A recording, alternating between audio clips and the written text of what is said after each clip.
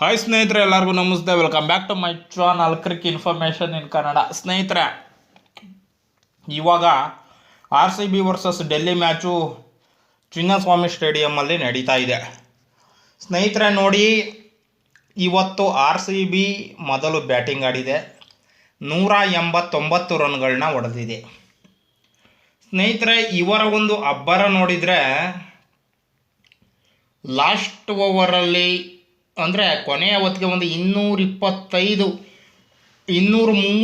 Run ಹತ್ತತ್ರ ಬರಬೇಕು ಅನ್ನೋ ಮಟ್ಟಿಗೆ ಒಂದು ಅಬ್ಬರ ಇತ್ತು RCBದು. ಆದರೆ ಅದು ಶಕ್ತ ಆಗಿದ್ದು ಕೇವಲ 189 ರನ್. ಸ್ಟಾರ್ಟಿಂಗ್ 10 ಓವರಲ್ಲಿ 110 ಹೊಡೆದವರು, ಆಮೇಲೆ 10 ಓವರಲ್ಲಿ ಬರೀ 90 ರನ್ ಹೊಡೆದಿದೆ. 90 ಅಲ್ಲ, 80 ರನ್ ಹೊಡೆದಿದ್ದಾರೆ. ಸ್ನೇಹಿತರೆ, ಇಲ್ಲೇ ನೋಡಿ 8 ರನ್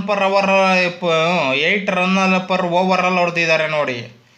ಯಾವಾಗ ಇವ್ರದ್ದು ವಿಲ್ ಜಾಕ್ಸ್ ಮತ್ತು ಇವ್ರು ಔಟ್ ಆದರೂ ರಜತ್ ಪಟಿದಾರು, ರನ್ ಗತಿ ನಿಧಾನಕ್ಕೆ ಕಡಿಮೆ ಆಗ್ತಾ ಬಂತು.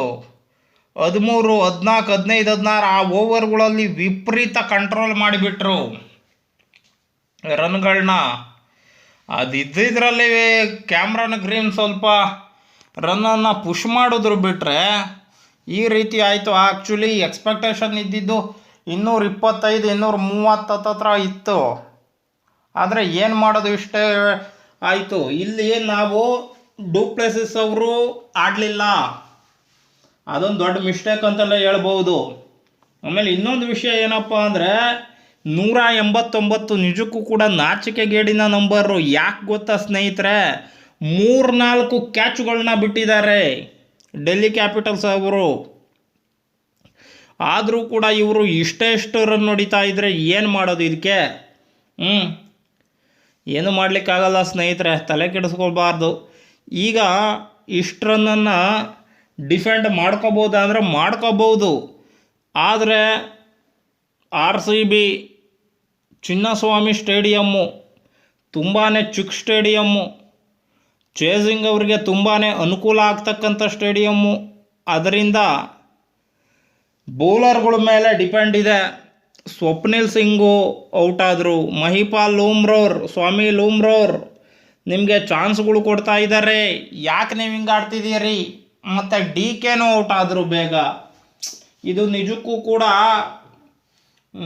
ಪದೇ ಪದೇ ವಿಕೆಟ್ ಬಿದ್ದಿದ್ದು ಸ್ಕೋರು ಕಡಿಮೆ ಆಗಲಿಕ್ಕೆ ಕಾರಣ ಆಯಿತು.